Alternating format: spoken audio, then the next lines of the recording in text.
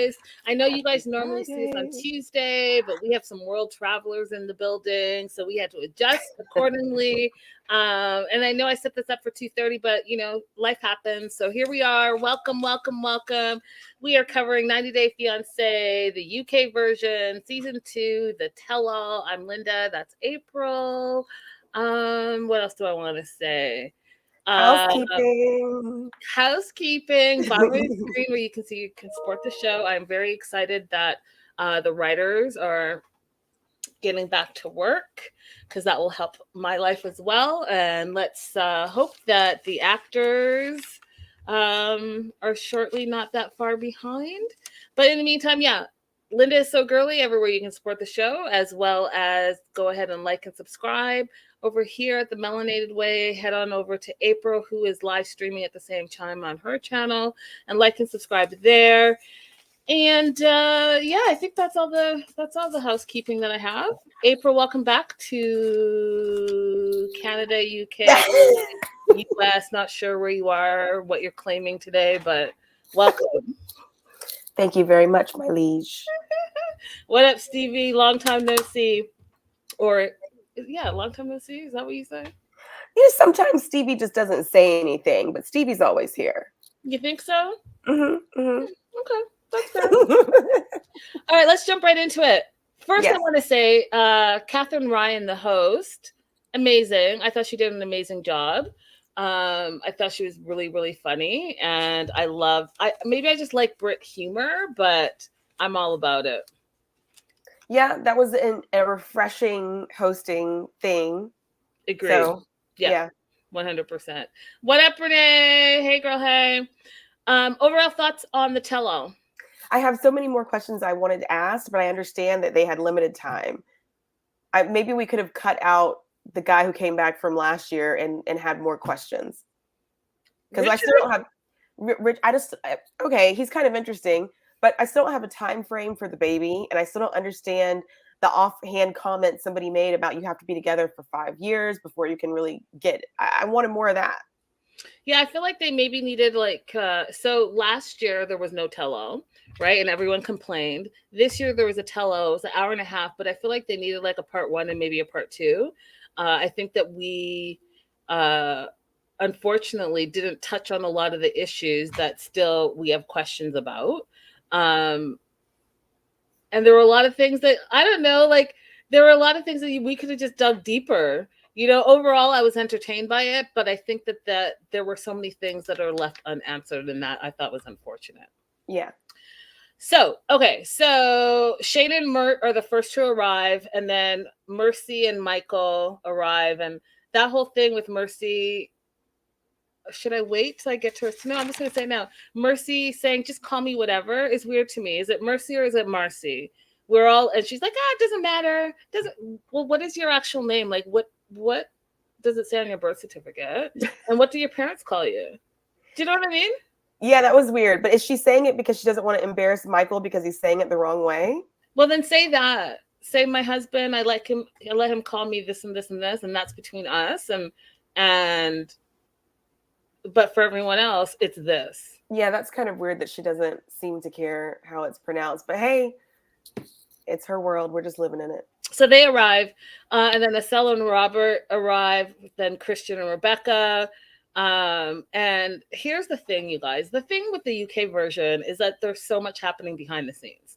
So there's a bunch of, I don't think we've seen a cast that dislike each other as much as this cast in all the spin-offs, UK and US versions. I just don't think we've seen it. And we're going to talk about Rebecca later, but Rebecca and Iselle apparently are part of the Mean Girl clique. And that's what you saw played out on the show, on the tell-all. Did you see that play out as well? Yeah, I thought it was really odd that Iselle's position was, yeah, I said these things, but I didn't intend for you to hear them. And so that's why it's okay. And then just like Mercy's call me Marcy or Mercy, she also took this wishy-washy stance between the Mean Girls Club and Mert and Shane and Tian by, I don't know what the word I'm looking for, but Tian is on the Shane and Mert side just because who else aside, she's not part of the clique and she's not really with Shayna and Mert, but she's like on the outside. It seemed like Tian just refused to participate. Well, because Tian is Tian. I just thought that Marcy, whatever, came across as wishy-washy in all things. And then the part where she was like, when Shane and Mert got up and left the stage, and she's like, "Oh my God, that's giving me like anxiety." Girl, you're the reason why everyone's having an issue, because someone told you something, you told your husband, and your husband told everyone else, which is fine. I think he's the only one that has integrity. He's like, "Hey, listen, I didn't want Shane and Mert to show up and be like not side hustle, but bamboozled, right, by whatever it is that you all are doing." Right. So instead of Mercy being the person like, "Hey, this is not cool. Yeah, I'm part of the Mean Girls Club, but listen, by the way, if you come here, you might get ambushed." Her husband was the one that had the integrity. So right. I'm just saying, like, the wishy-washiness, like, I just don't like people like that personally. I just be who you are. If you said it, you said it. If you did it, you did it, and own it. That's it. And if it's right or wrong, own it. Yeah, but most people are not like that. You think? I know. It is very rare to meet someone who actually is going to be genuine to your face at all times and with all their relationships. That makes me sad. And then we hear about Louise and Jose, and we'll get to them. And I was surprised and wondering why they weren't there. I feel like there was a lot of missed opportunity with that relationship. And then we get a little update on some of the season 1 people, as well as Alejandro and Katie, where, we get an update, but it was really no update. But we'll get to that. Yes. So Mercy thinks that her and Iselle are considered the miserable bees on social media. What are your thoughts about that? I thought that was an accurate reading of how people are perceiving them. She should have also added Tian. I don't think that Tian is perceived as miserable. I think Tian is perceived as materialistic and selfish. Mercy's not materialistic. She's just been perceived as miserable. Iselle is materialistic and miserable. So yeah, the three of them belong in that materialistic, miserable B category on social media. I think. You guys, if you're in the live chat, let me know what you guys think. If you're watching the replay, definitely let us know what you guys think in the comments. We start off with Rebecca and Christian. They say that they had an instant attraction. It wasn't love at first sight, but instant attraction, remembering that her grandma is the one that introduced them, right? Mm-hmm. And then Shane kind of takes their relationship to task. So Shane says, which is what I said on our show as well, this whole devil versus angel thing, and how he said he was going to lean into the devil part, which implied that even if he's married, he's going to cheat. That's what it implied. And exactly. Shane's like, why would you say that? And then he's like, it was taken out of context. But I went back and watched, and it was not taken out, unless you filmed a bunch of shit after it and it wasn't aired, it was edited out. It absolutely was not taken out of the context. You literally said you're not the type of guy who likes relationships. You literally said that. He said so many things that were anti to being in a relationship that I don't really understand. And all they really needed to point to, fine, let him have that. Let him say that it's a misunderstanding. But why didn't you communicate with her for 3 whole days before you arrived? That part. And fought with her the whole time and name called. Renee says, I agree. Not a fan of many of the women of this season. And hi, Tamika. Hi. So Christian talked about how it was a lot of stress while he was in the UK because he couldn't work. And he felt the stress from viewers who said that, he was only in the UK using Rebecca for a visa. And I mean, that's how he came across. That's how he came across. If you're going to spend time, what you have to think about if you're deciding to go on the show and you're the immigrant is if you spend time talking about how difficult things are in your country, people are going to perceive your relationship as full or in part only because of wanting to have opportunities, unfortunately. Right. And we saw it play out with even on his wedding day where he was like, no cameras. I don't know what I'm going to do. All that stuff. So it was like nowhere in there did it look like, yeah, I'm in it for the love of it all. No. What up, Diana? What up, Christina? So Shane is not sure about this couple. She thinks that the couple is two-faced and Rebecca's naive. And, why set yourself up for failure again? Which is what Rebecca has done in the past, right? She's recognized red flags. She's been married to a very similar personality, she says, and she does it the same thing over again. Why do you think that was the case? I don't know, because she says everything out loud. What I will say is the way that it was communicated to her is not a way that she's ever going to respond to. If you say to someone, you're naive, it sounds like you're saying they're stupid. But I think if she was to rephrase it and say, you are smart and you are intelligent and you are giving and you are loyal, and I don't see that you're receiving those things or that you're receiving the love that you should give from your partner, that might be a little bit more persuasive than saying you're naive. Fair, but we also know that Shane saw the receipts about her being a mean girl, her being Rebecca and Iselle, and the mean things that she said. And even when they first arrived, I was like, where's all this animosity coming from? Rebecca came in and was talking mad crap about Shane, like so much. Yeah, what do you know? You know some secrets on your secret channel that you have with your secret members about where all this animosity is coming from? So I personally think that it's coming from jealousy. It's coming from jealousy.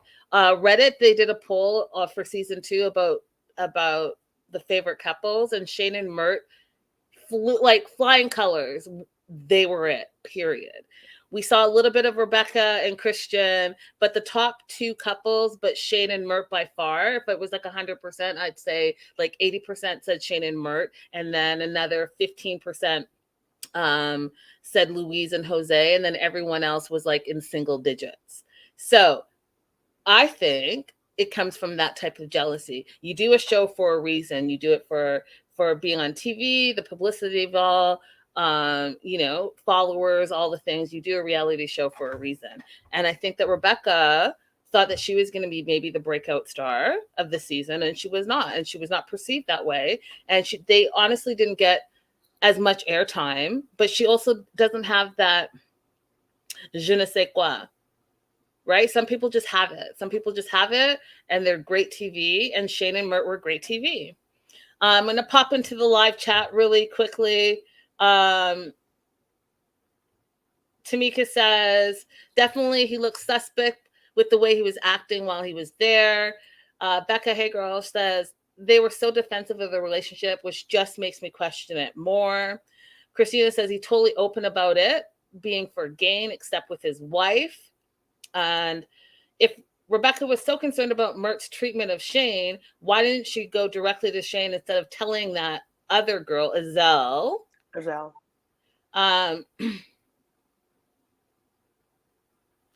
And Tamika's like, she was like, Shane walked around the other side of the table. Like, where else was she supposed to walk? So there's that. I just think it's born out of jealousy. That's what I think. And I think that Rebecca was holding on to a lot of animosity that she self-created for not have actually even meeting someone in real life. So if I have to deduce, I'm going to deduce like you're jealous of their popularity. You're jealous that they're the fan favorites. Mm-hmm. I think that's reasonable. So, Shane says that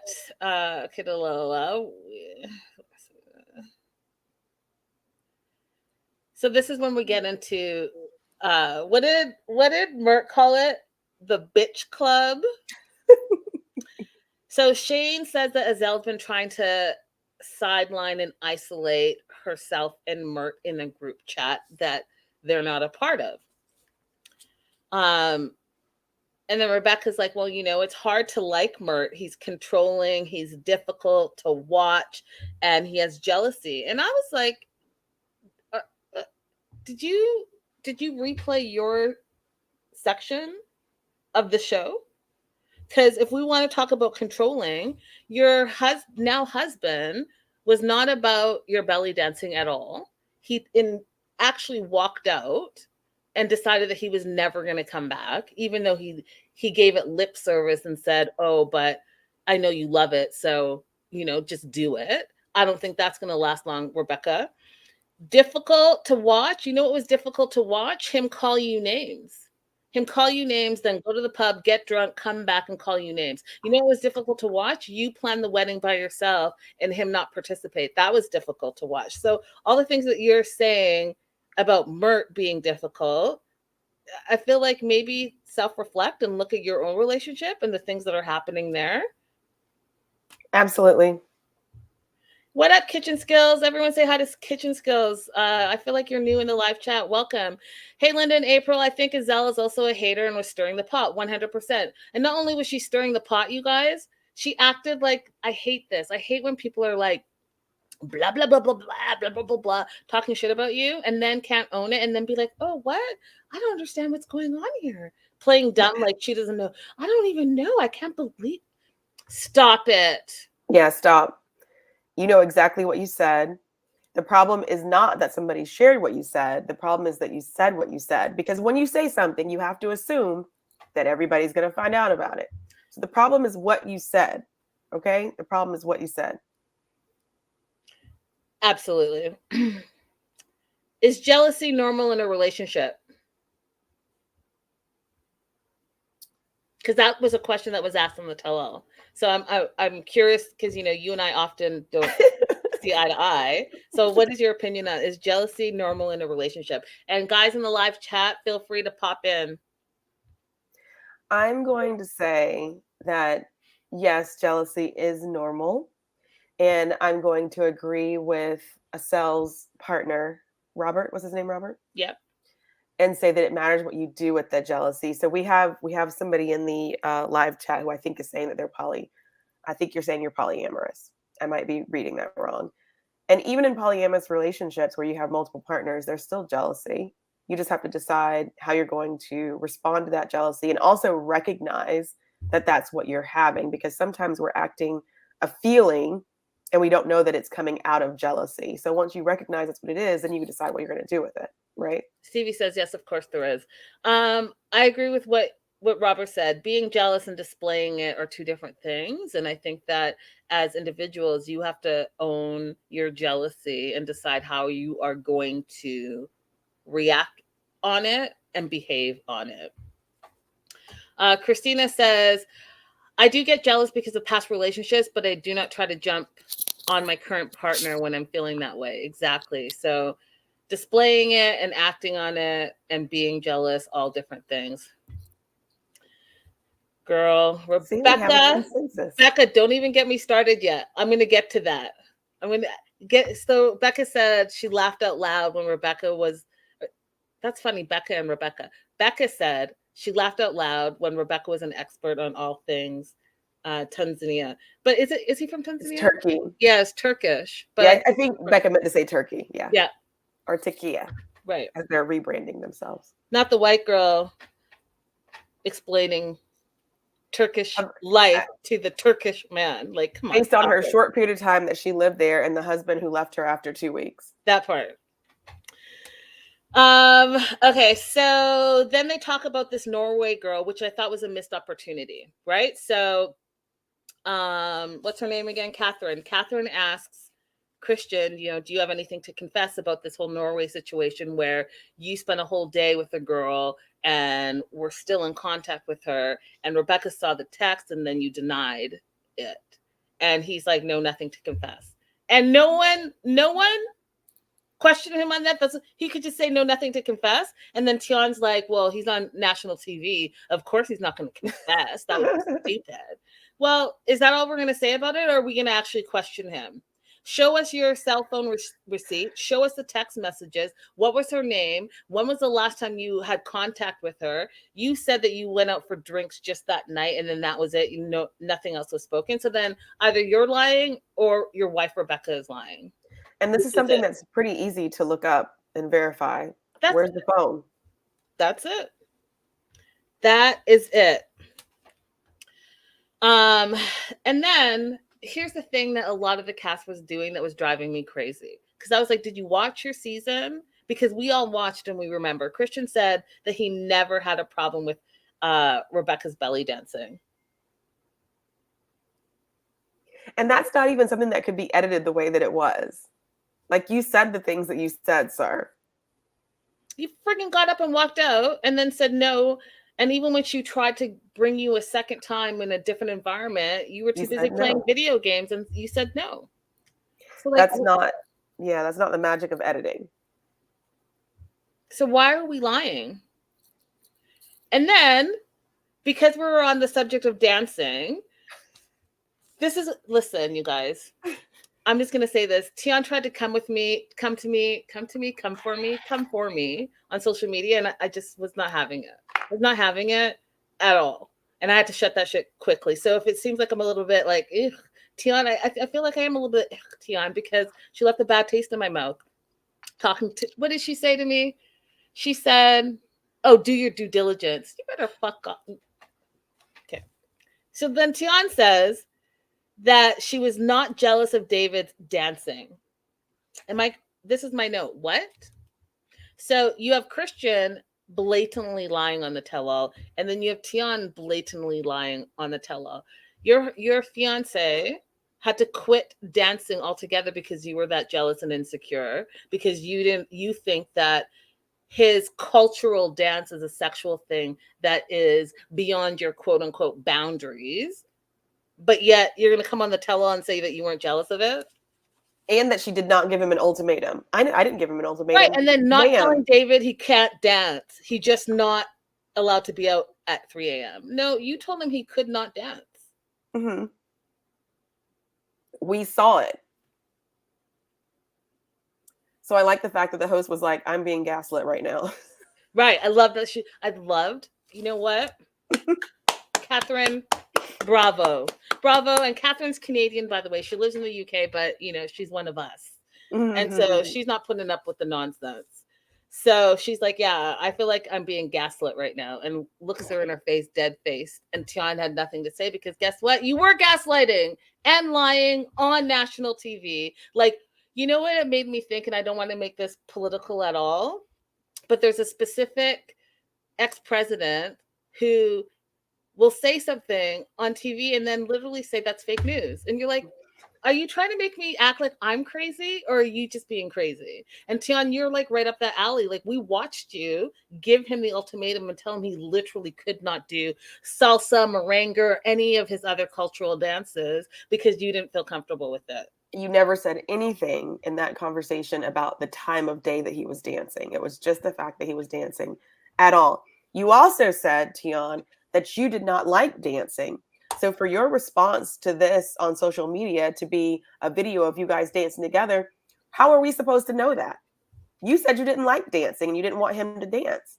Now you're saying we didn't do our due diligence. Ma'am, you didn't give us the information. Besides that, I still don't believe you. And then says, okay, I just want you guys to think of the backstory here. You're on a friggin' reality show. You know what you signed up for. You know how you came across and you decided to make that specific choice. Then you want to tell us, the viewers, that we can't believe everything on camera. Stop it. Catherine's like, I feel like you're gaslighting me. David's not dancing because Tian said it. And then David says he's not dancing because Tian is worth it. So is he dancing or is he not dancing? Did he get the ultimatum or did he not? Because on the one hand, you're saying that you're not jealous and you didn't say those things and we can't believe TV. But meanwhile, David on the screen is saying that he stopped dancing because Tian is worth it. So what is it? Exactly. What is it? Ball's in your court, Tian. Ball is in your court. How about just don't lie?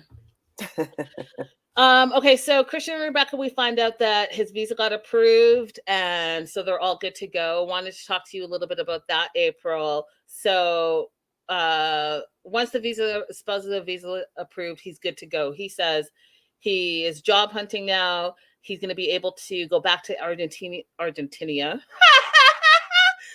Argentina in February and wants to introduce Rebecca to his family. And we find out that his life goal is to be a UK firefighter. It's interesting. Oh, what do you want to say?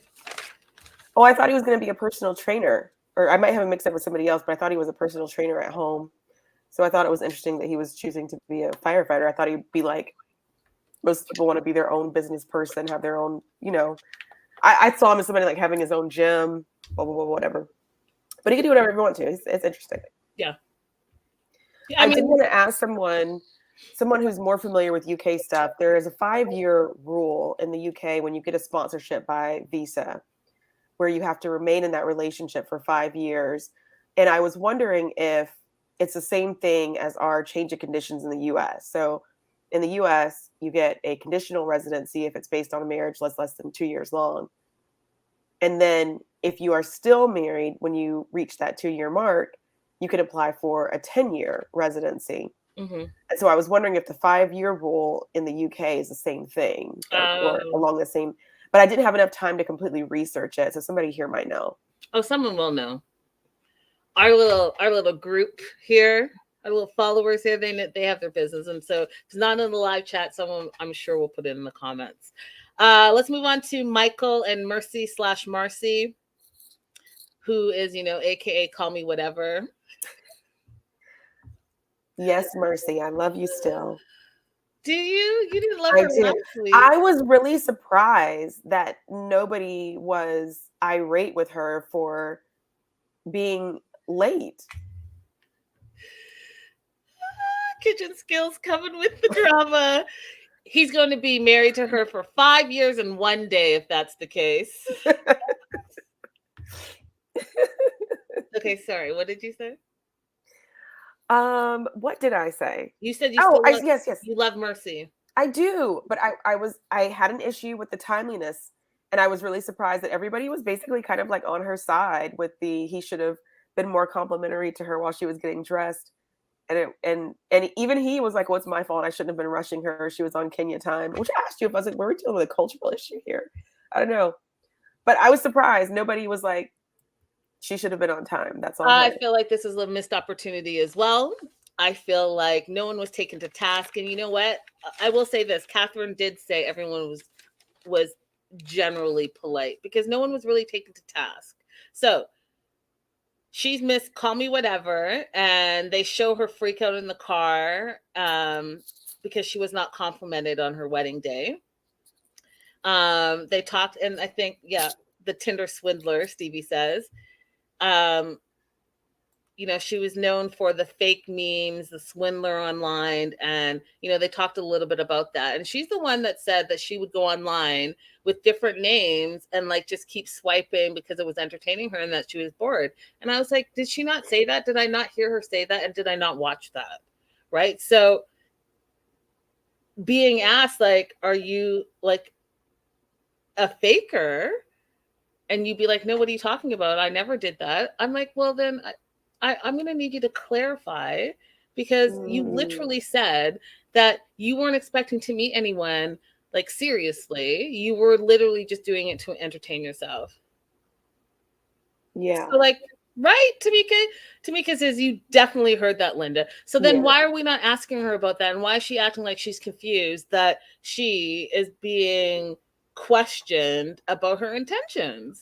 I think I know the answer to this question. What is it?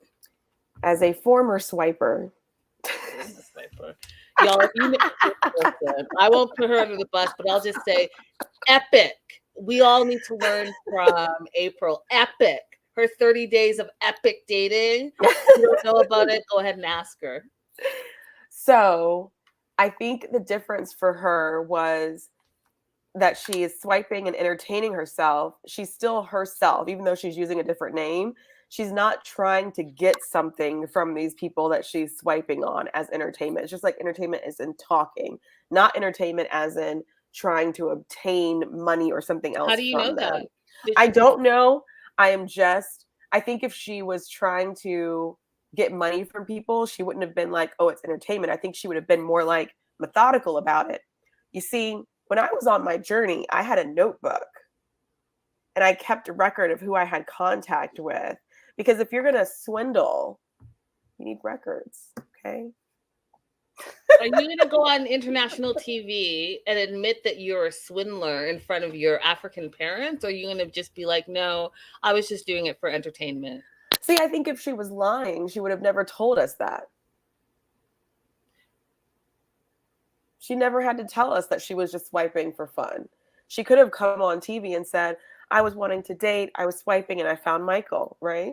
No, because all the people that she was swiping and entertaining could come back with the receipt, so she has to acknowledge it in some way. Oh. So if I said, hey, yeah, I'm swiping, and I'm entertaining myself, and by chance, Tom sent me $100. That was just so nice of him, is because like we were totally kicking it, and he was entertaining me and I was entertaining him. And if Mark sent me $200, like I definitely don't know anything about that. I was just like being entertained and entertaining them. Do you see? Like, yes, but I'm just saying, I feel like we can see it different ways. What up? Hey, girl. Hey, my girls, sending love from South Carolina to you both. Right? Did she have a job in Kenya? That was not addressed. No, I mean, listen, a lot of missed opportunities here. So, but we do find out that she gets a job in the UK, and we'll talk about that in a minute. But so she tries to say that she had no secret aliases, no number of men, but she had a Freudian slip. I don't know if y'all caught it. She said, I wish I had, but I don't have any. I was like, oh, if that wasn't a Freudian slip, I don't know what was.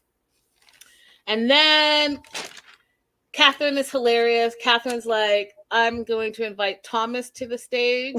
And so this is also where I know that's your girl Mercy, but she was silent. Like, she was silent, just looking forward, and I could see in her face, she's like, doo, doo, doo, doo, doo. All those people I was swiping. Was there a Thomas in there?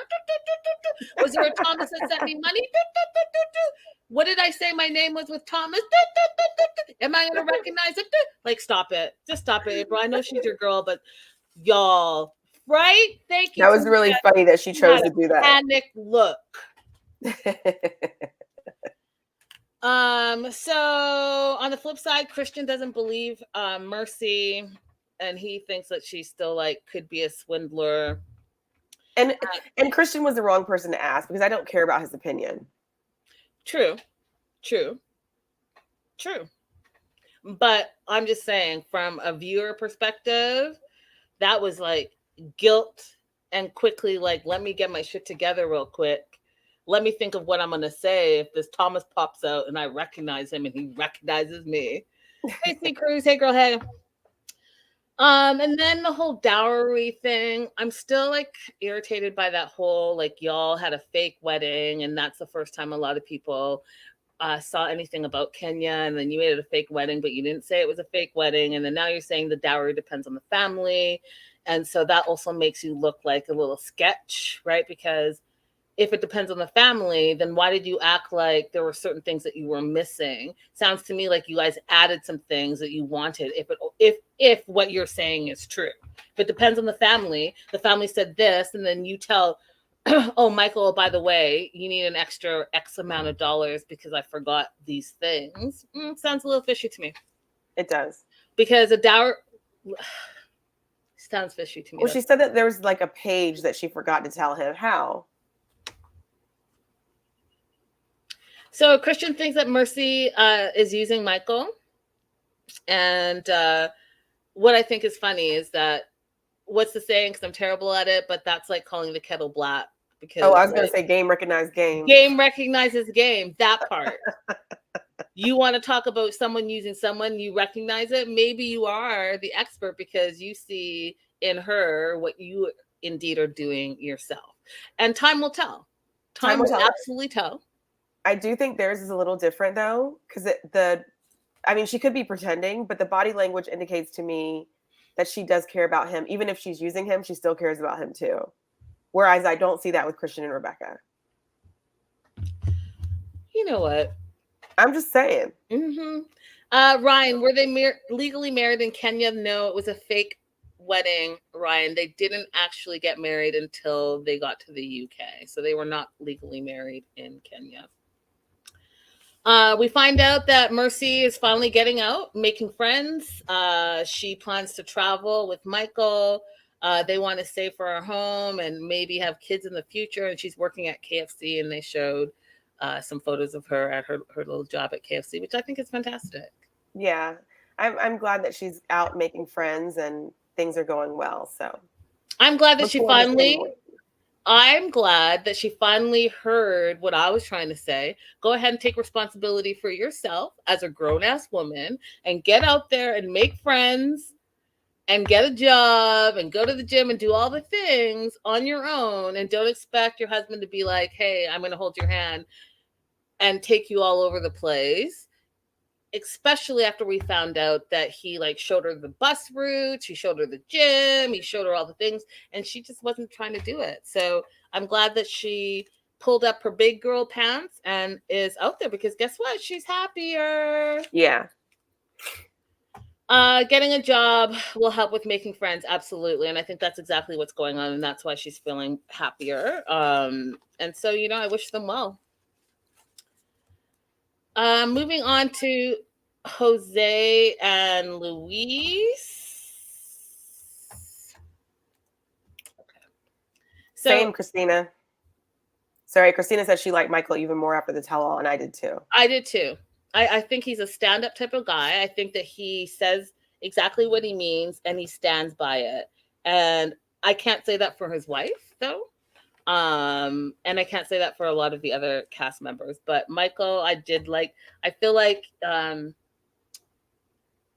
like Christina. I ended up liking him more after the tell-all. Yeah. Okay, so Jose, Louise, and Jesse, they come via screen.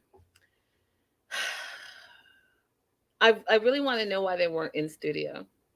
I like, why are we not addressing that? How come we're not like, hey, maybe she just had the baby, she doesn't have the energy to come through.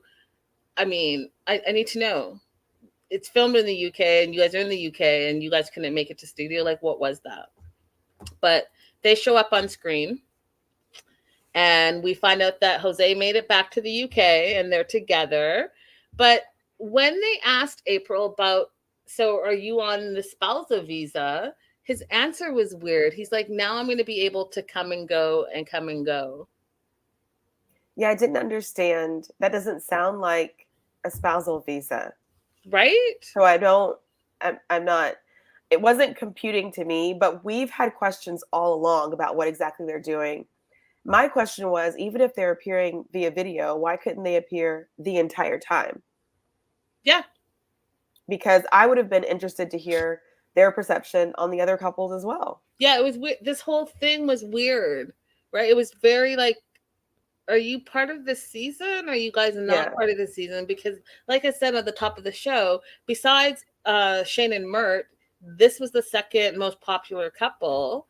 And we got like 5 minutes of them. It was, I don't know. Like, I don't know. And it wasn't addressed. So again, missed opportunity. I feel like this is one of the missed opportunities.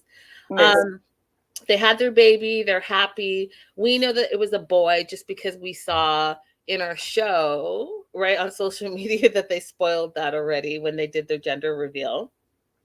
But they're both exhausted. You know, having a baby is a big deal. But apparently Jose loves being a dad. And they showed a little picture of him pushing the baby in the pram. Then they talked about Jesse a little bit. And this is where I am so upset about this, okay? Because we know in 90 Day history, April, that the kids always tend to just have more common sense than the parents. For whatever reason, that's how it plays out. Now, look at Jesse's face on your screen. He looks so upset, sad, upset. I don't know what it was, their whole segment. And even when he was talking, you guys, I didn't take a screenshot of it, but you could tell there was tension between him and Jose, as well as him and his mom. Because when he would talk, his mom's face would drop. Did you notice that, April? I did. I felt really bad for Jesse in these moments because I feel like as much as you maybe don't agree with what your mom is doing, it probably is really hard to see so many people talking so negatively about her. So his instinct, I think, is kicking in to defend her because that's his mom, but also what she's doing is stupid and he knows it. What a horrible position for him to be in. I agree with C. Cruz. There was so much tension here. Why isn't she noticing her child? I felt that. Like, I felt like every time he was so sad, and she was just this. So Instead, sad. what you see on your screen, she was so busy looking at Jose and being happy and bliss. And yes, I get that. You just got your man with you.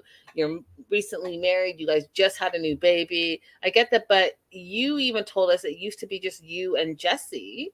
And now that, like, someone said, and I'll find it, but someone said, yeah, I would get it. Like, all of a sudden you have this strange man living in your house full time who you clearly think is not really the best kind of guy because he's lazy and he doesn't do anything. And even on the tell-all, there's room for improvement. Now, you could see the tension was thick, you guys, and no one addressed it. You could see that Jesse is not upset, or excuse me, is upset, and no one addressed it.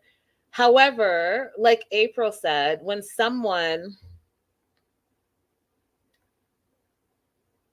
tried to be like, hey, are you okay? And I'm paraphrasing.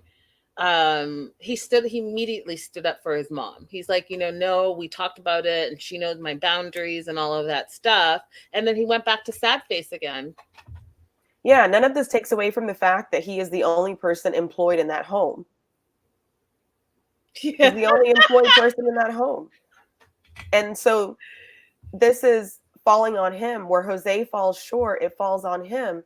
And in that situation, it's really hard when you don't get to be, I'm the youngest sibling, so this wasn't my experience, but I've heard this from other people before. When you're an older sibling and you get forced to be a parent as opposed to being a sibling, it's really hurtful. Mm-hmm. Yep. Jesse says yes, he gets recognized in the street and it's a little bit weird for him. And at the end of the day, he's just going to try to be a great role model to his younger brother. When asked about Jose and their living situation, he said, yeah, there's room for improvement. By he could get a job. So you can imagine, excuse me, guys, I'm still recovering from a cold. You can imagine that, like April just said, he doesn't work. We don't know what she's like a plus size model, but I don't think she's probably working now that she has a new baby. And so, yeah, Jesse's the only one that is working in the household. I can imagine how that would be for him. And I can imagine, it doesn't feel good. So in my notes, I say Jesse looks so sad and mad.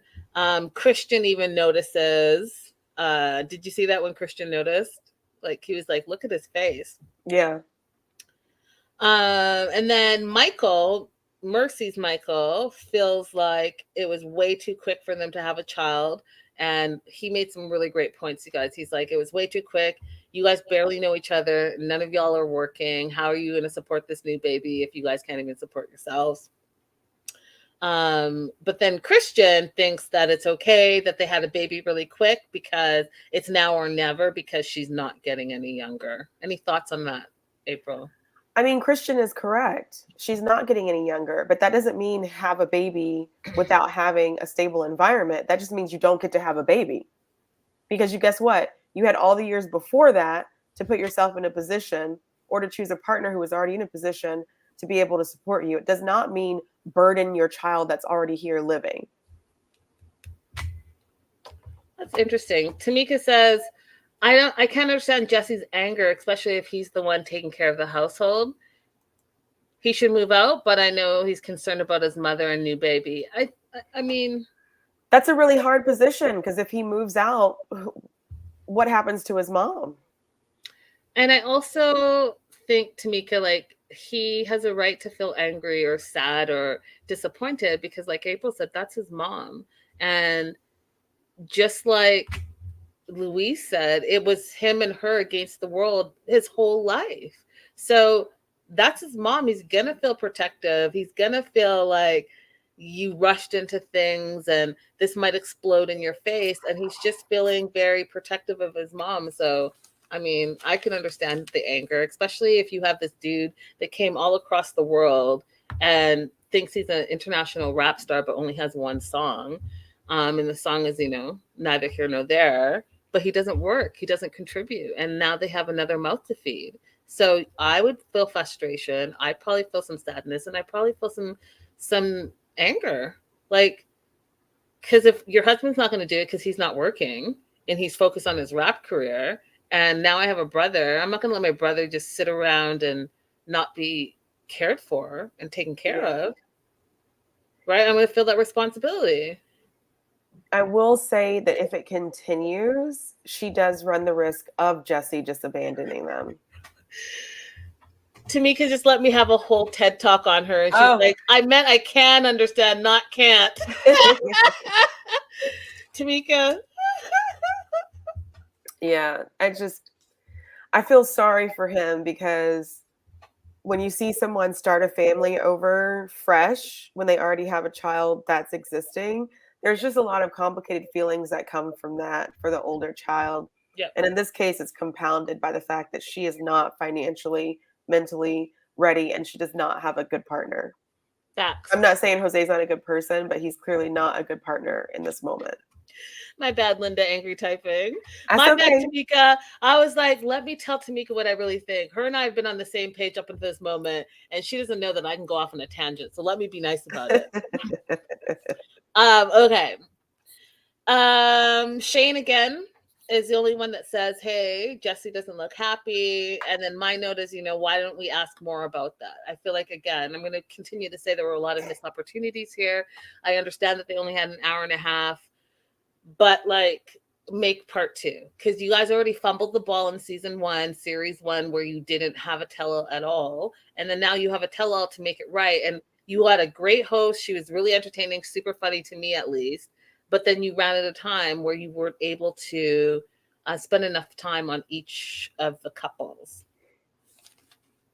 Yeah, no? Mm-hmm. Okay, moving on to Robert and Iselle. I was surprised that they got so much time. Just like how April said, they should have probably had Jose, Louise, and Jesse stay for the full thing, because we saw Robert and Iselle for like 5 seconds, and everyone already knew what it was, right? Like, she was never happy. She was like the ice queen. She was like not happy with anything. She talked crazy to his daughter. And here's the thing, on the tell-all, I lost some respect for Robert. You want to know why? Because when his woman was talking crazy about his daughter, he stood up for his woman and not his daughter. Yeah, and then he agreed. And then said his daughter could be problematic. I was like, did we watch the same show?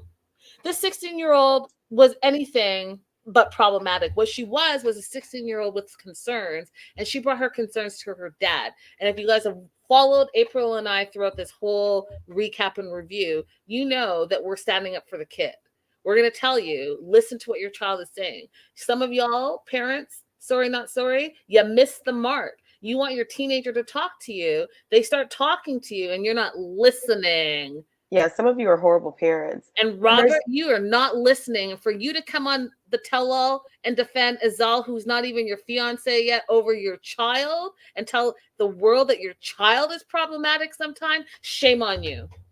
Shame on you. We saw Arwen do nothing but right by you. We saw Arwen do nothing but right by you. And there's a huge difference between somebody being problematic and somebody being 16. Facts. That part. Say it louder. Tamika says, yeah, he threw his daughter under the bus for the sake of this nasty woman. I'm just saying, like, that's your 16-year-old. We've all been 16. We know what 16 looks like. We know 16. We're figuring some stuff out and all the things. Doesn't mean you're problematic. It means you're a friggin' 16 teenager.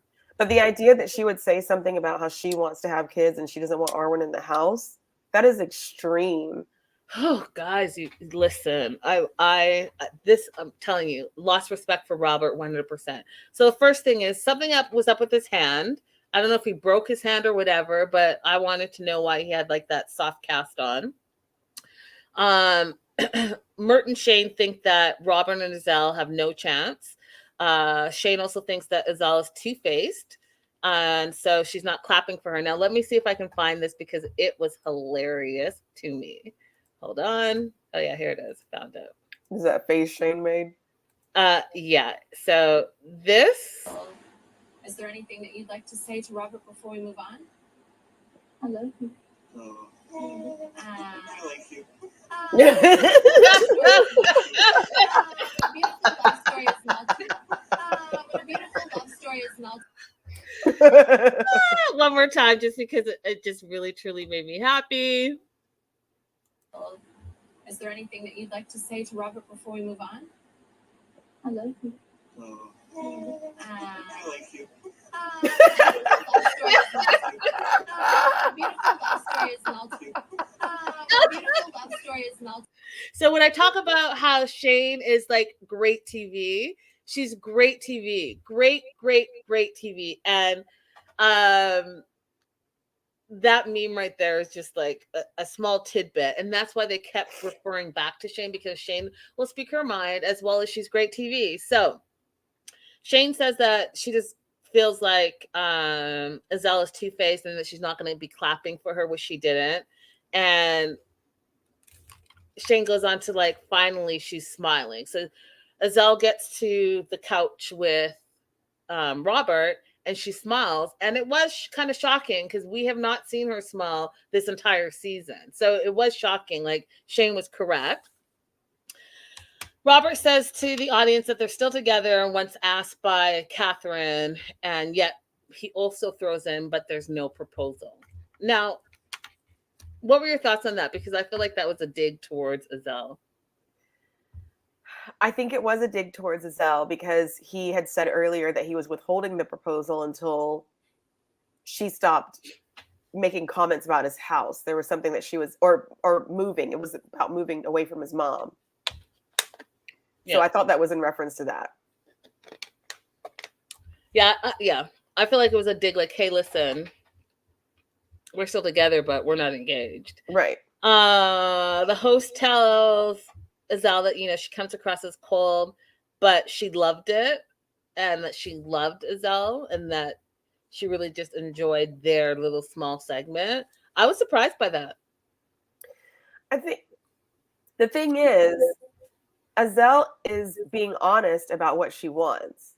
It's Robert's problem if he's going to allow someone in his life who talks about his daughter that way and talks about his home that way and wants to move him away from his mother. She's not pretending to be something that she's not. So we can't be mad at her about that. She's a horrible person and she's right out there with it. It's his job to take care of his mom and his daughter. Fair. I mean, that's fair, I guess. So they talk about Arwen a little bit. Thoughts on Arwen and how Iselle thought she was a spoiled brat. And then Michael, so Mercy's Michael and Shane both stood up to Robert and Iselle, saying that they don't like how Iselle treated Arwen. They don't like how they talked about his daughter. And so it was Michael and Shane, you guys, Michael and Shane, who stood up for Arwen. Robert chose to say, well, when asked, did you choose Iselle over Arwen? He chose Iselle, saying problems with my daughter sometime. This is where he threw his own daughter under the bus because he's in a relationship with Iselle. And that's where I lost all the respect for him. All the respect. We talked about it already, so I'm not going to beat it with a dead horse, but whatever that saying is. But I'm just saying, like, you're the dad and you're on international TV saying that your daughter is problematic. You need to go and have several seats somewhere. And I don't want to hear about you for a very long time until you figure your shit out. Yeah. Then Shane brings up because they play the little clip where Iselle goes through his phone, right, and finds out that he, the dad, is talking about Iselle to his daughter, which also puts the daughter in an awkward situation. Listen, y'all, as adults, be adult. You don't bring your child who's 16 into your adult relationship, talking about your adult problems, and then turn around and say your child is the one that's problematic. Guess what? You're the problem. You're the adult. You're the dad. You're the parent. And yet you want to turn around and say your child is problematic. Well, I need you to look at your own damn self and take responsibility for your actions, because your child wouldn't be problematic if you didn't put your child in the middle of your problems. Right. That was poetic. Correct. Okay, so Shane talks about how you shouldn't go through your partner's phone without their permission. And then asks, why are you with Robert? And then Shane says, because I don't understand it. You don't like anything about him. You don't like his house. You don't like his dog. You don't like his daughter. You don't like the way he dresses. You don't like the way he talks. You don't like what they eat. You don't like anything about him. So, like, why are you with them? And then she says that she likes that he's a good father. She meaning Iselle, you guys. And that he's kind and open-minded. And then this is the part that I was like, oh. When she said, she's with them because he wants to change for me. That says it all. Does it not? Her answer didn't make sense to me, but listening to you say the last part back again, I'm like, okay, because she wants to change him. She wants to change him. She wants somebody that she can mold. That's it. Okay. That's it. Well, look, she found him because he's letting her make all these upside down choices in his life. Listen, started with his clothing choices, which, we all kind of put a little on our partners. However, stand up for your child, Robert. Stand up for your child, Robert. Stand up for your child. You're going to drive her away. You say that you and Arwen have a great relationship and you want to have it. You're going to drive her away with choosing someone like Iselle to be with. And this is where all hell breaks loose, right? So Iselle, I told you guys, Iselle started a group chat on WhatsApp, but not all the cast members were in it.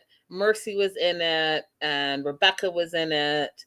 And Iselle was talking crazy about Shane and Mert to Mercy. And Mercy told her husband, Michael. And Michael then turned around and told Shane, because he didn't want Shane and Mert to be ambushed. And it had to have been bad if Michael took it upon himself to be like, hey, Shane and Mert, look, this is what these people are saying, screenshots and all. So Iselle was presented with it. Like, why did you do this? And then she tried to flip it on Mercy and say, well, I was having a conversation about Shane and Mert, but I didn't know that they were going to tell you. How is that a response? How is that an answer? You said what you said. The question is about what you said, not how it got shared. That part.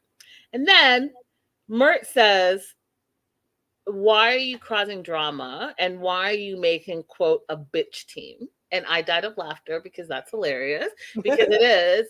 It reminded me of like Mean Girls, high school, where it's like these girls are attacking these girls for no reason except for being mean girls. And I talked about it earlier, so I'm not going to repeat myself, but I will say this. Sounds to me it's all about jealousy. It's all about airtime. It's all about who's fan favorites and who was not. And it's not Mert and Shane's problem that y'all came across the way you came across. You came across the way you came across because that's who you are as an individual. And when Shane said the Iselle that she sees on TV is exactly the Iselle who she thinks she is off TV, I agree. I think that you didn't own up for your bullshit. You didn't own up for being a mean girl. You didn't own up for talking shit about a couple that you hadn't even met. And you want to play dumb and act like you don't know what it's talking about. And now there's all this drama when you're the center of the drama. Stop it. And then also too, Rebecca, you came in with an attitude against Shane and Mert, who you had never met. You are a self-proclaimed Turkish expert because you had a failed relationship there and you spent some time there as the white girl from the UK. Stop fucking playing. See that that's privilege, and see that you Turkish-splaining Turkey to a Turkish person is unbelievable to me. It's unbelievable. Okay. I'm done with that part. You good? Yeah, that part. Okay, so Shane and Mert get up. Shane calls Iselle a bitch, and then Rebecca flips her blonde hair and says, "There's no need for name calling." And again, Oh, look who feels strongly about name calling now. right, not only how strongly you feel about name calling, but who are you to regulate what a grown person is about to say? Like, that's not your business. Is she even talking to you? Why am I blurry? It's bugging me. Rude. Okay, that's You're good. not blurry anymore. Okay.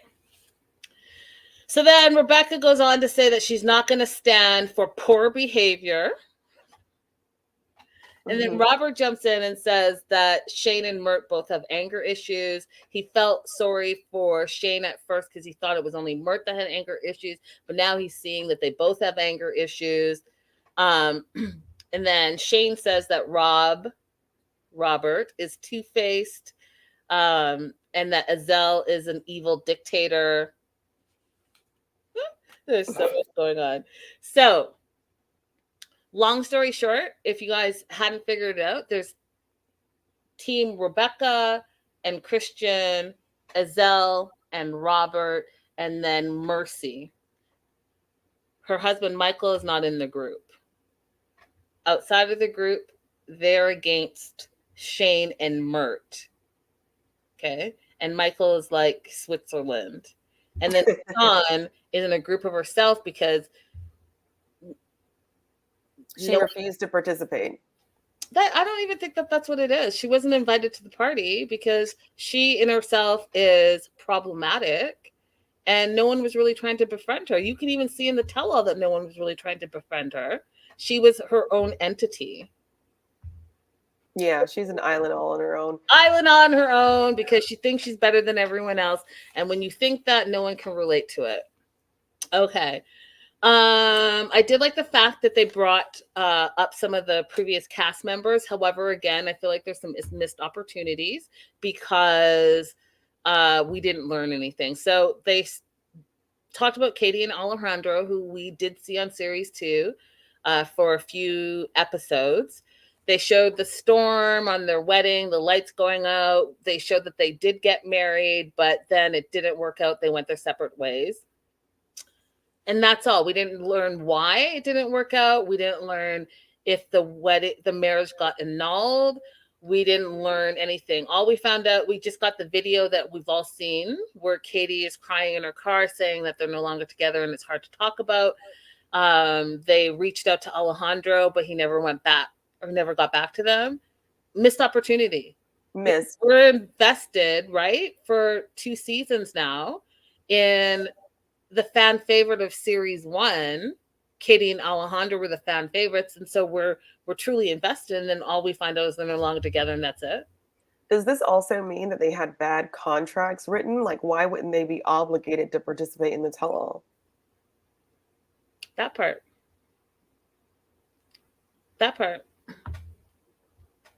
And then we find out about so that's it. No one knows, you guys, why they broke up. We find out about Victoria and Sean. Victoria has made trips back and forth, second trip to Japan. So they're still together. And I don't know if you guys watch any of my other shows, but I talked about Sean and Victoria because they're doing this travel package, April. And I can't remember verbatim, but it's a lot of money. It's like $2,000 to go to dinner with them, and they do like a guided tour of Japan, and then an additional like $1,000 if you want to do dinner with them afterwards. It was like wild, but ridiculous. That's what they're doing. Somebody will pay for it though. Somebody will pay for it. And we found out that Sean's name is actually not Sean, it's something else, but that's behind me right now. I'm moving on. Birdie and Host, we find out has split up. We knew that here at the Melanated Way. She does have a new man. She looks like she's super happy. And we don't know anything else about Host. Caleb and Marvin got married. And if you guys know, they were my personal favorites of series 1. And we caught up with them. And so if you guys want to pop on my YouTube channel and check out the one-on-one interview I did with them, I stayed up like really late because they're in the UK and I was not. It was lovely. They're lovely individuals. So they're married.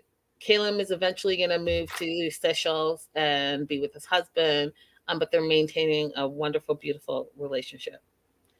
Pat and Sam split, obviously. I mean, did they even meet in real life? No.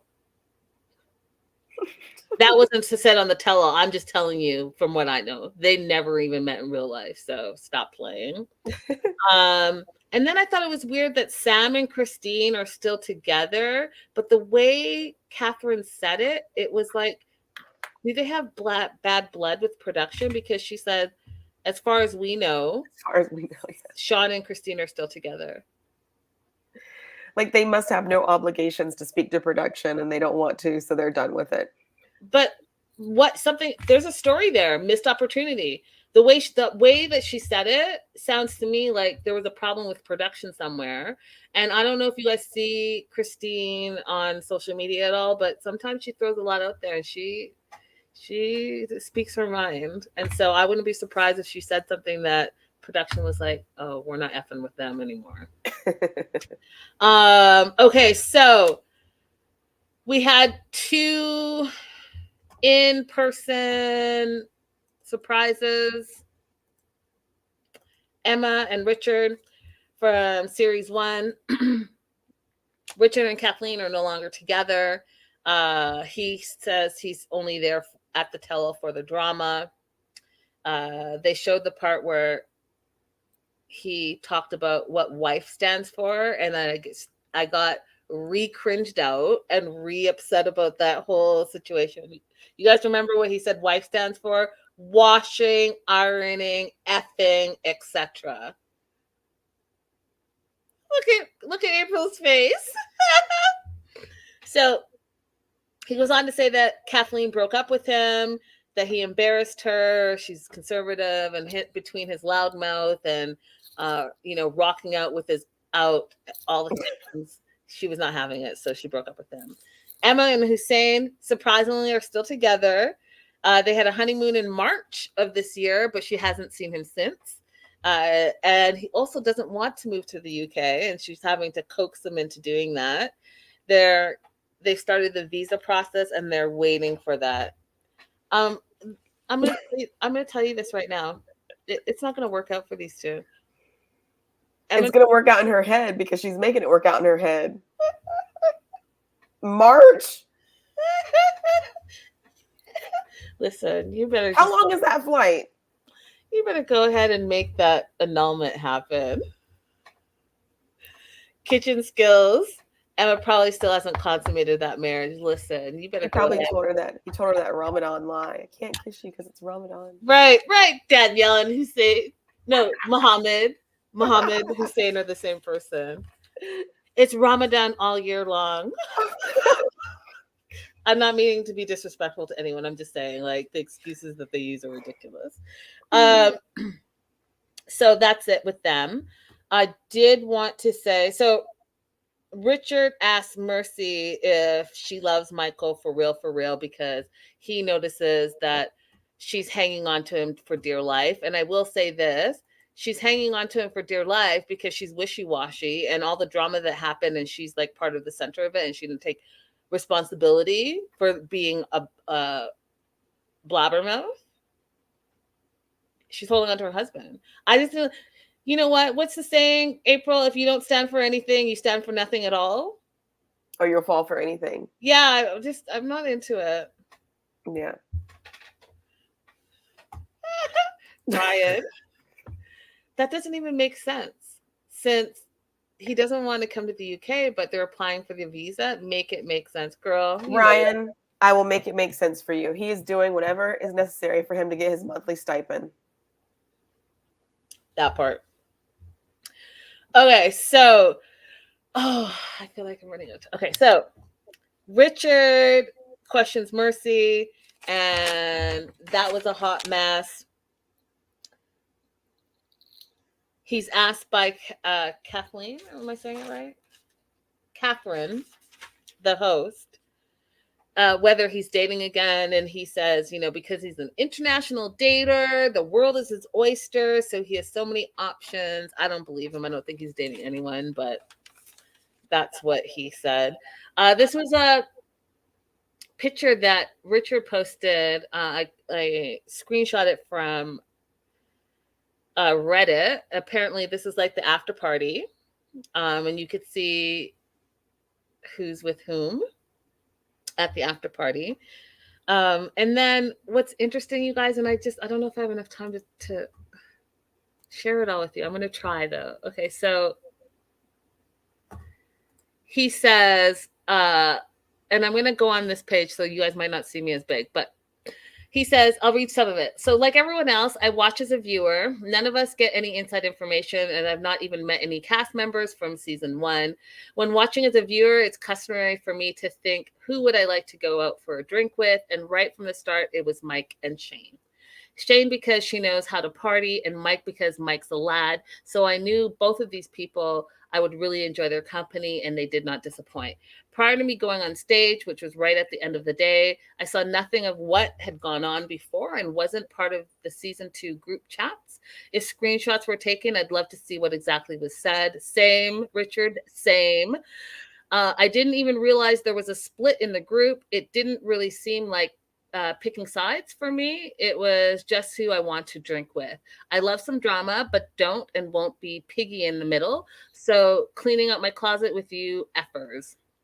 As I met all of these people in real life now, prior to the tell-all, there are 2 people I mainly spoke with, Robert and Mike, both good lads, both testing the waters to see if I was coming to the tell-all. In fact, Mike was still messaging me the morning when I was in London, but obviously in a contract, so can't say shh. But his face was hilarious when we got to meet. And that's the point of keeping things quiet, so you all get natural reactions and emotions like surprise. But when the cameras were stopped and we were all together, that's when I got filled in on the juicy gossip and didn't really know where to put myself, as I not spend enough time with everyone to make a fully informed decision. So here is my views and opinions of the people I met. Robert and Iselle. Now I can't comment on the specifications, only the facts I'm presented with. Robert in person is a lovely guy. He obviously cares very deeply for Iselle, and like any man would defend his future wife. Iselle was very pleasant in person, but I didn't get along with her. The set was closing and we were all getting taxis. My questioning towards Iselle is simply, as I was a viewer, was concerned about her relationship with Robert's daughter. As a dad myself, the most important person in any dad's life is their kids. I think Iselle came across very well and was glad their relationship is improving. Tian, Mel, and David. I got to spend a bit of time with Mel as she was backstage, but we were still mostly kept apart as a performer. And it's a shame with all DJing and hosting acting. Some people often need stress Louise.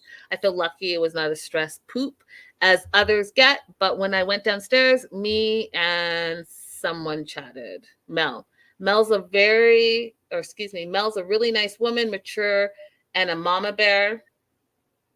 Who is Mel? Tian's mom. Oh, that woman. Okay. Tian, Mel, and David. I got to spend a bit of time. Oh, yeah, blah, blah, blah, blah, blah. Mel's a really nice woman, mature, and a mama bear. Tian, the short time we spent together, she was friendly, pleasant, and had a big smile on her face for me, which was lovely. I sadly didn't get to meet David, but made sure I messaged him on Insta the day after. Christian and Rebecca. Chris is a legend. I won't have a bad word spoken about him, and I respect Rebecca as a performer. She has a job to do, and we all need an income. Again, I'm not getting involved in the bitch club, as I don't quite know what actually happened. Again, meeting Rebecca in person was very nice. Mike and Mercy, I think, like everyone as a viewer, I was concerned about Mercy's true feelings for Mike. She was always complaining and negative about every situation, and I like Mike, and she better not be going to break his heart. It was quite good. Actually, Mercy didn't like me first because of the TV. I reminded Mercy of every African man she'd ever dated, which I think is the point of my character. Lord. But we had a really good night together. And when the cameras are off, all she does is smile and radiate happiness. Shane and Mert, as soon as the cameras were off and they all came out, Shane and Mert had been on the lash all day. I'm not quite sure how many bottles of champagne they drank, but as with any diva, the champagne needs to keep flowing, and Mert is the best scavenger to find the alcohol. Mert is as cute in person as he is on screen. Beelining for me with champagne, saying, "Tonight, Richard, you're coming with us, and we're all getting drunk."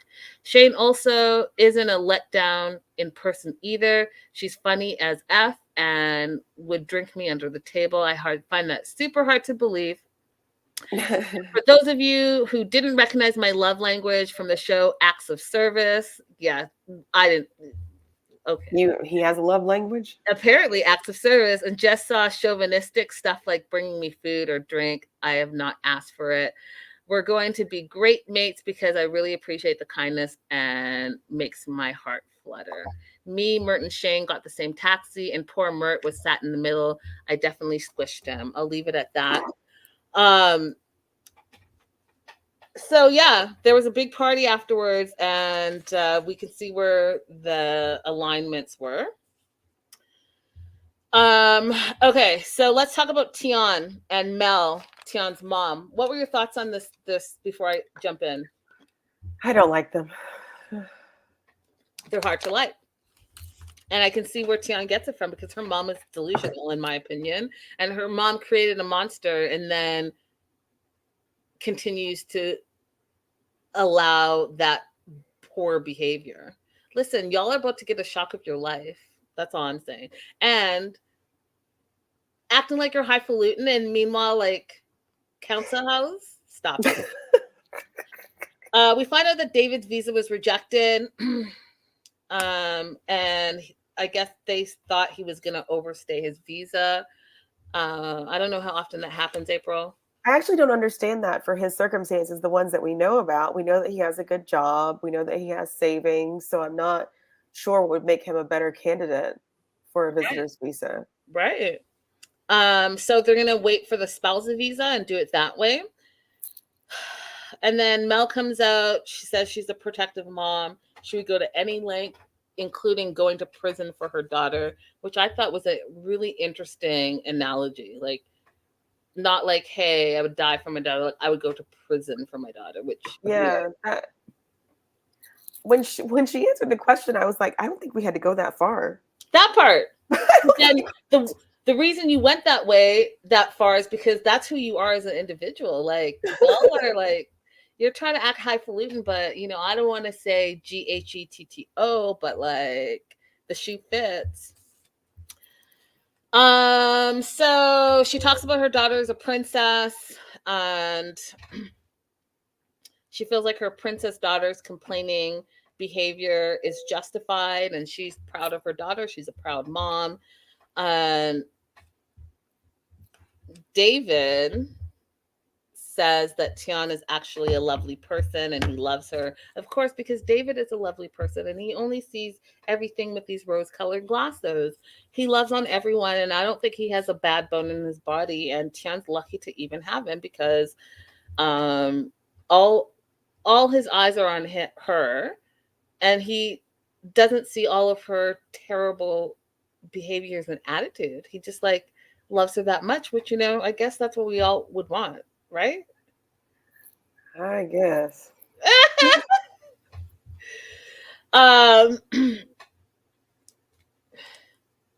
So here's the thing about Tian that I couldn't stand, is that she just took no responsibility and she lied on the tell-all. And when they talked about the ring, instead of being like, hey, yeah, that was a bitch move, bitch behavior, and I apologize, and I look back and I look terrible and I look ungrateful, and he probably shouldn't marry me because I am so shallow, that instead of enjoying the moment and appreciating that moment, and that moment being for the rest of our lives, it's wrecked for the rest of our life, because all I complained about was how cold I was and how cheap the ring was, and it was rubbish and it should be thrown in the bin, etc., etc. Instead of saying all that and taking responsibility, what does she do? She says he was an idiot for putting her in that position.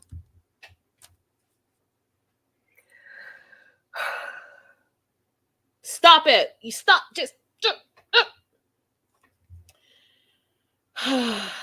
She's very unlikable. But the only thing I could say is that, again, like Iselle, she has presented herself fully as who she is. I think the whole thing is wrong, and I think that someone needs to tell her. And if her mom's not going to tell her, she's going to learn the hard way. She's going to run into the wrong person and have the wrong attitude, and it's going to go wrong for her. So she had a tantrum, and the mom says, instead of like, "Hey, that's poor behavior," yeah, I would have done the same thing. She got it from her mama. So then they're talking more about the ring. She says that she doesn't need David to provide for her. She could provide for herself. Yeah, exactly, April, that part. That made no sense. Made no sense.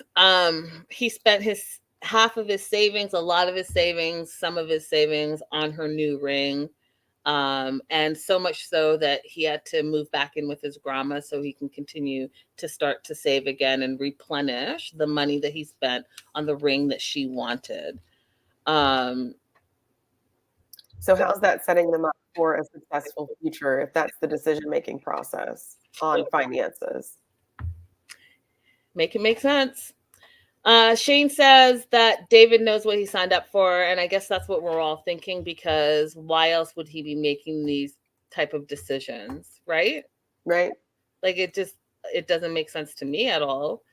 So I don't know. It's going to be even more difficult, I think, when he's in the UK, which they didn't ask about. I wish they'd asked about what are his plans for what kind of, work he's going to do when he gets there. That might be another point of frustration. Right.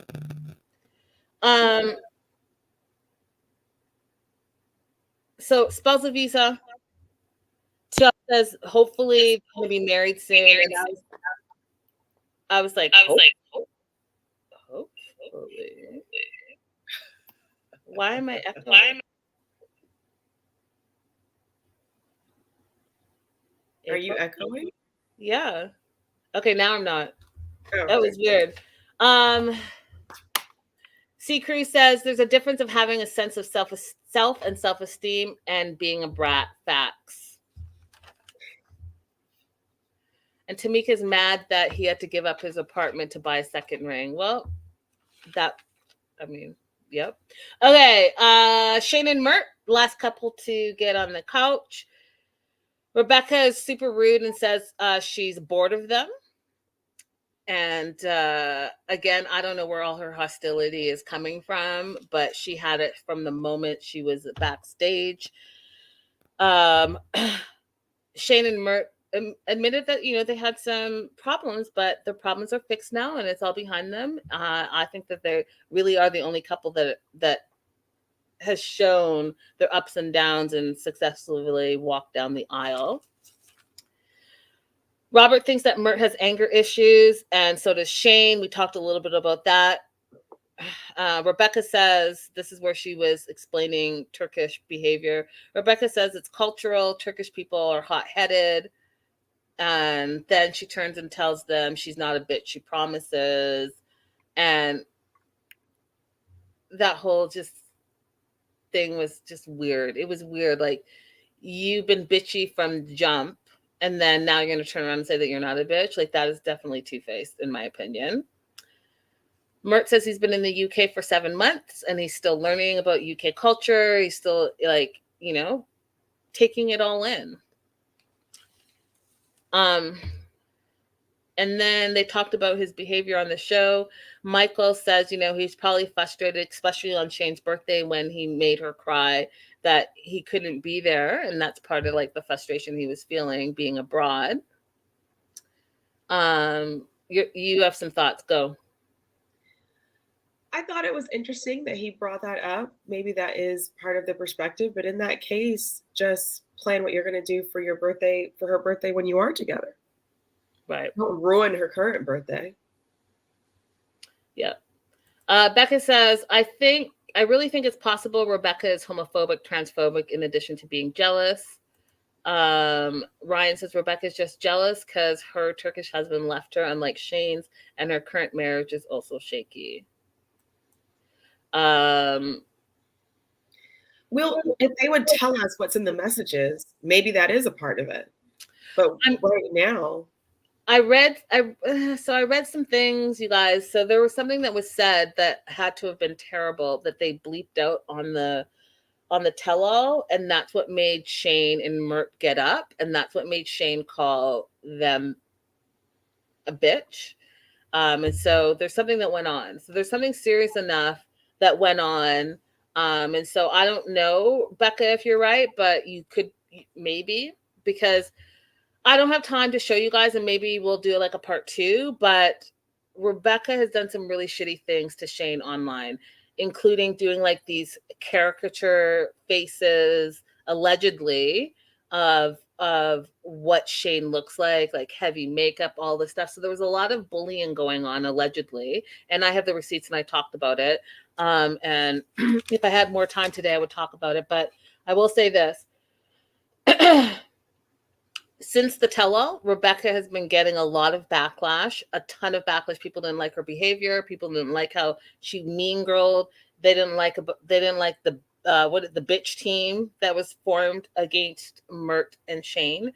And so they've been coming for them on social media.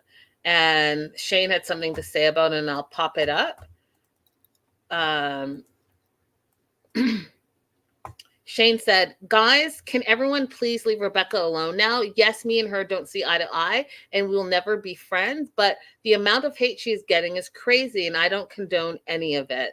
Some of what I have read about her is so nasty and disgusting, and enough to break even the strongest of people. I have suffered most of my life with mental health on a real note, and I know how this amount of online trolling can affect someone's mental state, and it would be wrong of me to sit back and watch it all happen and say nothing to try and stop it. Just remember that she is a real person with real feelings, no matter what I or you think of her. I have tried to reach out to her personally a few days ago to squash all of this and to come to things amicably like adults and move on, but I haven't had a reply yet. I'm sure this post will be shared and shown to Rebecca. If so, my inbox is open. Do you see how throughout she's just lovely? You've said this a ton of times. She's just so amenable. Pardon? Mature, and just like, wow, taking the high road all the time. Taking the high road, right? Because Shane is classy. Facts. And I'm going to have to end it here, you guys, but I will say this. Shane and Mert sent us, April, a little like hello message. It was really, really sweet. They watch our show religiously, and they sent this, and I thought you would get a chuckle out of it. Us on their big screen. Us big screen. Guys, thank you so much for being here. April, any final words? Nope, that's it. Thank you guys for waiting for me. Yes, and thank you guys for being here. Don't forget to like and subscribe.